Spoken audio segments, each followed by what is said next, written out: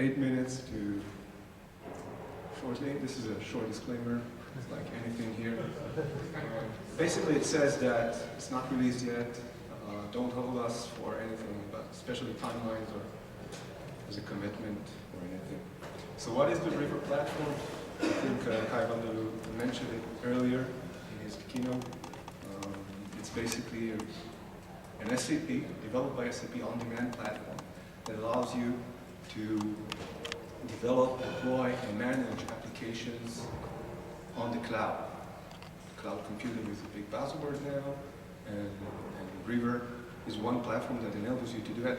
It's an SAP. Being a cloud computing platform, it enables you to build the applications using the browser. I'll show you that in a second. It's a modeling environment that lets you build the application, define the data structures, model the UI, lay out the UI, and the business logic itself, all within the browser, using a very intuitive interface just to build the application. You can also extend the applications using code, also inside the platform, or using your own tools, for example, for building custom UIs or for business logic. I can also show you that. One important attribute or property of this system, it's a multi-tenant cloud-based system, which then you as a, and when I say you, I mean an application developer, developing the system. With this platform, you can then manage your application, manage your account, your customers, who gets a license to what application, who gets access to different applications, of course, according to what they pay or whatever scheme you want to use. And being an SAP platform, it of course allows you to connect to SAP backends in, again, all sorts of forms, and we have some in development.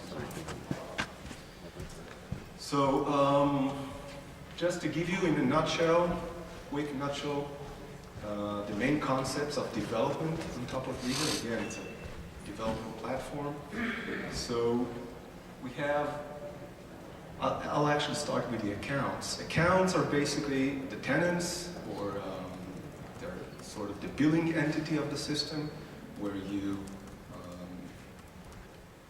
allow customers to access and of course build them through that access to the system. So you create accounts for a customer. You can have several accounts, of course.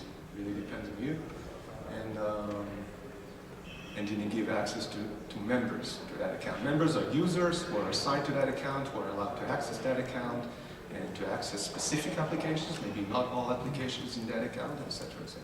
Now, one important point to note is this is on the cloud. The point is having operational efficiency. We want to have as many applications and as many accounts served from as little machines as possible from the cloud. So naturally, you will have several tenants, several different customers being served from the same server, even from the same database, but the data sets are of course separate, and this is important from a security point of view, security, privacy point of view. And that's an important aspect of the system.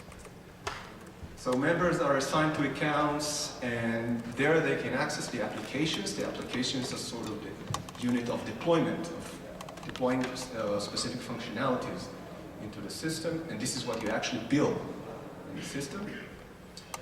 And applications are again deployed to accounts. You can provision an application to an account and then allow your members, give them access of course, and allow them to use that application.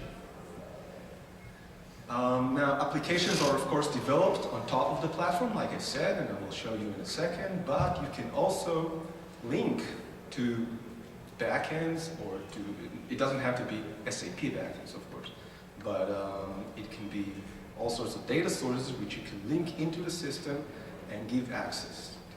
So you have applications, River applications, which are basically facades to other systems which are not part of River or not deployed in River. Questions so far?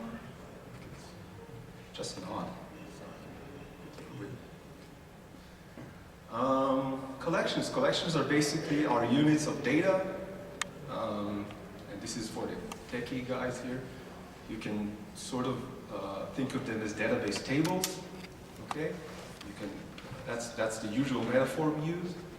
But it's more than that. It's not just the data. It's the definition, of course, of the data structures, the UI that comes with it, and of course the business logic that comes attached to it. So these are the collections. Collections are grouped into applications, which are then deployed to accounts.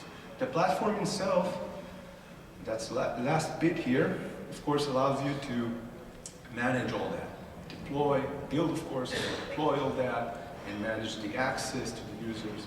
We have a simple yet very flexible permission scheme, permission model that allows you to basically define any scheme you want for permissions and access, etc., etc. So the platform, allows you to do all that and rids you of the necessity to take care of user registration and all kinds of